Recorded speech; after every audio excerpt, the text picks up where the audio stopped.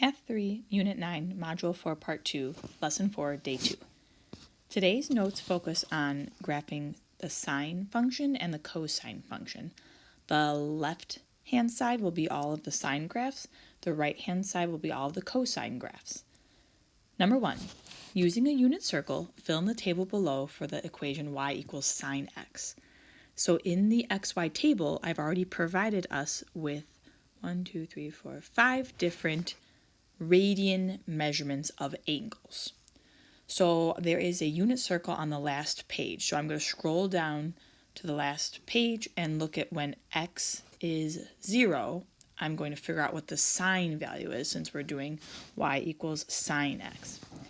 As a reminder from yesterday, as I scroll down here, when you're looking at a unit circle, the coordinates go in alphabetical order. So x comes before y in the alphabet, and then c for cosine comes before s for sine in the alphabet. So if I want to know the sine of 0, here's 0 in radians. So I'm looking at this xy coordinate right here. So sine is the y coordinate. So it's going to be 0. So back up here, when x is 0, then the y value, the output, is 0, because that's the sine of 0 radians. The next one they want me to do is pi over 2. So if I go down to that unit circle and I go to pi over 2, I want to know what sine is. So here's pi over 2 up top here, and sine is the y coordinate, so it's right there, it's a 1. So then slide back over. That's a really funky looking arrow. So there's a 1. So slide back up to the top and we put in a 1. So right here, a 1. Next one, next x value, pi. So when we get pi, we're over here, and sine is the y value, so 0 for this one here. Next one, 3 pi over 2. So when we're at 3 pi over 2, we're right down here. The y value is always the sine, so -1. And then last but not least, when our x coordinate is 2 pi, so when we're at 2 pi, our y value is 0.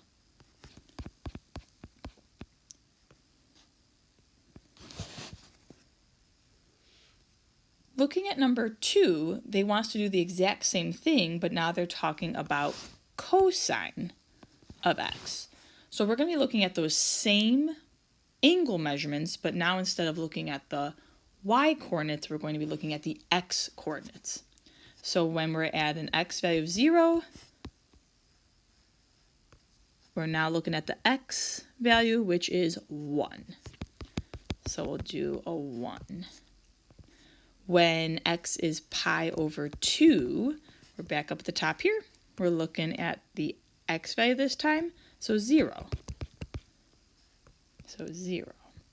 When we're at pi,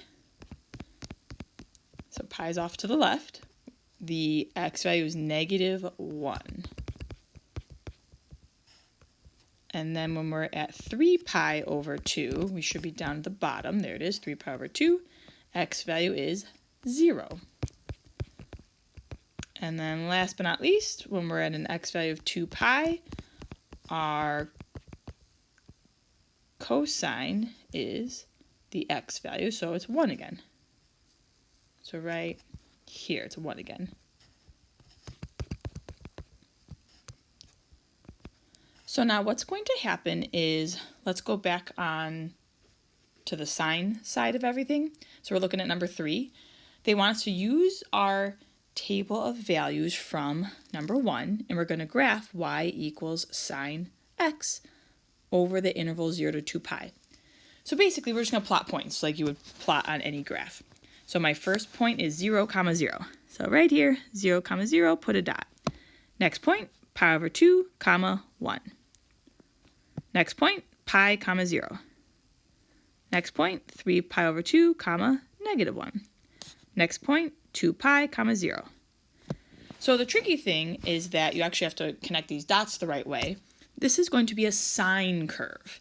So you're not doing like straight lines like this. No, not like that. You do curves. Like, yeah, that's still not great. Let me try it one more time. That's a little better. So like this, it says to do the graph over the interval 0 to 2 pi, so they're restricting our domain and only worrying about the part that I drew. Just for your reference, the graph would keep going. I'm going to draw in green. The graph would keep going like this. And let me make it an even more obvious different color. I'll do it in red. So like that. And then the graph would keep going this direction like that. So it would keep going. It's a periodic function which cycles over and over and over again. But technically the blue part is all that they want us to graph. So that's what your basic sine graph looks like, what we just graphed. For number 4, same question, but now we're doing the cosine graph and we're using the values from number 2. So in that one, I'm using my table 0, 1, so I put a point at 0, 1. Pi over 2, 0, so I put a point at that spot. Pi, negative 1. 3 pi over 2, 0, and 2 pi, 1. Now again, this is not going to be a V, it's going to be a curve. So that pink part is your basic cosine graph. And then again, just to kind of make it so you can see that it does keep going, this graph would go down like that, and then this one would go down like this. So the pink part is the only part of the graph that they actually want us to graph. They want us to restrict our domain from when x is 0 to when x is 2 pi. But then the blue parts give you more of a picture of what it looks like when it keeps going forever and ever and ever in both directions. So now they want us to find some key features of the graphs. So as far as the period goes, remember, that's how long it takes along the x-axis to complete one full cycle before the graph starts repeating itself again. So if I look at my first graph, my sine graph, kind of tracing this again in blue, this is one full cycle. So the higher x value is 2 pi, the lower x value is 0, so 2 pi minus 0 gives us a period of 2 pi. So that's your standard period for a normal standard sine graph. For part B, a maximum value, the highest y value we see on that graph is right here at 1. For minimum value, the lowest y value is at -1. Amplitude is 1/2 absolute value of the max minus the min. So 1/2 times the absolute value of 1 minus -1, which equals 1/2 times the absolute value of 2, which is equal to 1. And then for midline, y equals the max plus the min divided by 2. So 1 plus -1 divided by 2 is going to be 0 divided by 2, which is 0.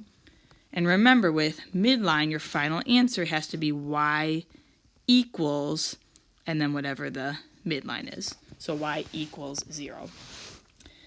And then visually, here's my midline at y equals 0, and my amplitude is always the distance from the midline up to the max, or from the midline down to the minimum. Looking at the other one, the cosine graph, the period is still going to be 2 pi, so I'm honing in on this pink part right here. So on that pink part, the largest x value is the 2 pi, and then the smallest x value is 0. So 2 pi minus 0 is 2 pi. And again, that's the standard period for all your sine graphs and all your cosine graphs, unless there's been some sort of transformation. We're not going to worry about those transformations in Math 3. You'll learn about them more in college algebra next year. Maximum value is your 1. Minimum value is -1. Amplitude is 1/2 absolute value. Max minus min. And I'm not rewriting the formula since we have it right next to us on the previous problem. So that's why I'm being lazy and not writing that out. So our amplitude's 1 again. Same thing with midline. It's max plus min divided by 2. And since we have that written down in the problem right next door, I'm being lazy and not rewriting the initial formula. So y equals 0. And again, visually on my picture, here's my midline, and y equals 0. Amplitude is the distance from the midline going up, as well as from the midline going down to the minimum value. Moving right along. These next couple are kind of like nice to know questions that aren't as important, but it's just nice for us to sort of stretch our brain a little bit and make some connections to some prior knowledge that we already have about transformations. So on number 5, we're going to graph y equals negative sine x over the interval 0 to 2 pi, and then we're going to list out those key features again. As a hint, what type of transformation has happened because of the negative sign? So we're talking right here. Remember, that's your reflection over the x-axis.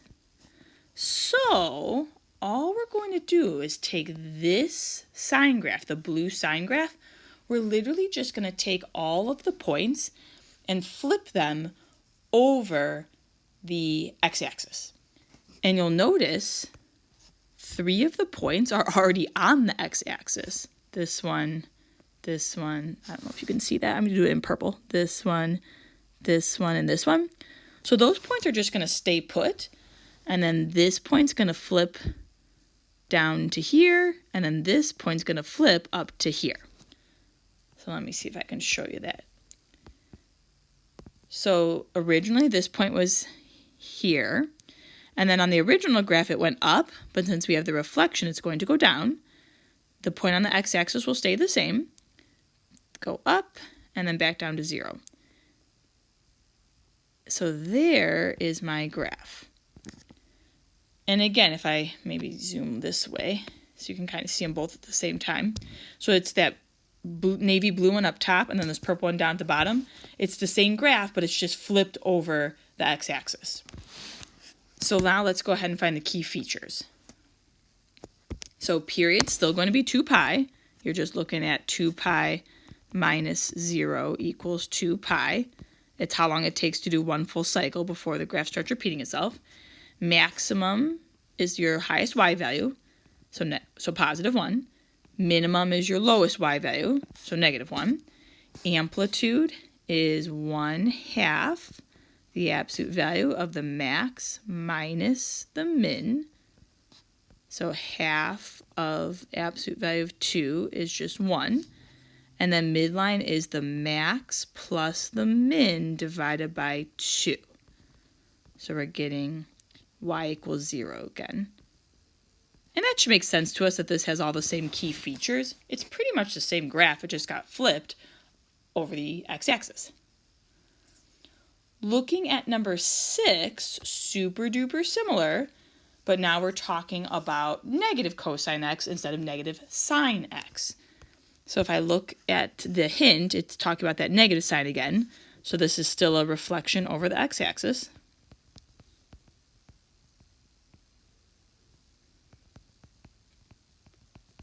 And then I'm going to go ahead and see if I can get both of the graphs on the same page so we could see it. So I'm looking at that pink graph up above. I want to take all the points on the pink graph and just flip them over the x-axis or reflect them over the x-axis. So instead of being at the point 0, 1, I'm going to be at the point 0, negative 1. And then the next point's on the x-axis, so it's just going to stay put. And then they have a point at pi, negative 1. So I'm going to do pi, positive 1 because I'm flipping it over the x-axis. Next point's on the x-axis, so just leave it alone. And then that last point was at 2 pi, 1. So now I'm at 2 pi, negative 1 because I had to flip everything upside down. And then when I graph it, remember, don't do a V. It's supposed to be a curve. So that would keep going back up on the right side and back up on the left side. And actually, if you look at the graphs again, just notice same graph, just flipped upside down. As far as the key features go, should be all the same things. So our Period is 2 pi, maximum at 1, minimum at -1. Amplitude should still be 1, midline should still be y equals 0. It's all that same key information as the original cosine graph. And then on these last two, on 7, instead of doing just sine, how about 2 sine x? So again, big hint here. It asks us what type of transformation has happened because of the 2. So this is your vertical stretch. So since you're taking your sine graph and you're just multiplying everything by 2, if you look back at the original sine graph, so this navy blue one on the left, you're going to take all of the points from that function, like all the y coordinates from that function, you're just going to multiply everything by 2. So basically all the points on the x-axis are just going to stay there.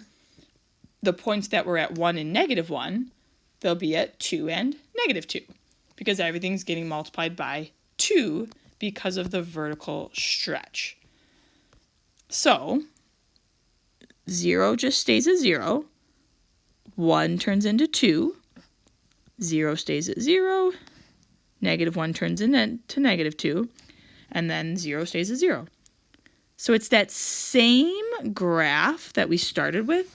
It just got taller. It got vertically stretched, so it got tall and skinny.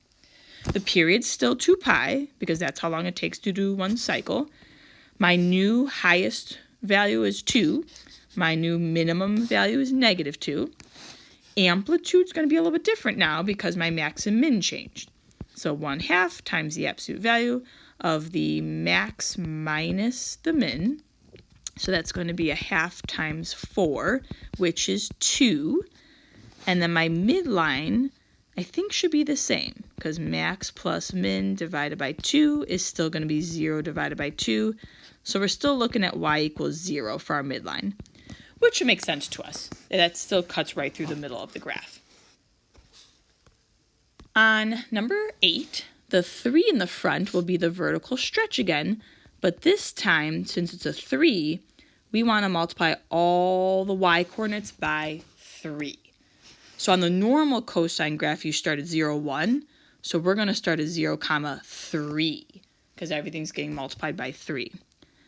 The points on the x-axis are just going to stay put. And then normally we're at pi, -1, but I need to multiply everything by 3 because of the vertical stretch. So we're at pi, -3. And then 3 pi over 2, 0, and 2 pi, 3. Again, because of the vertical stretch. So there is your cosine graph with everything way taller and skinnier because of the vertical stretch. Period's still 2 pi because that's how long it takes to complete one full cycle before the graph starts repeating itself. Maximum value up at the top is 3. Minimum value down at the bottom is -3. Amplitude is 1/2 the max minus the min. So 1/2 times 6 is going to be 3. And then our midline is max plus min divided by 2. So still at y equals 0 for our midline. Something really kind of cool to notice, in case you haven't made this connection before, the number in the front, the vertical stretch, it matches your amplitude all the time. Okay, number in front, like how tall the graph is, that matches your vertical stretch, your amplitude. It's the same thing. In the future, if you see a negative number in front, remember the negative sign is the reflection over the x-axis. The amplitude would still be considered to be a positive number because amplitude is always the distance from the midline up to the top or the distance from the midline down to the bottom, and distances are always going to be positive.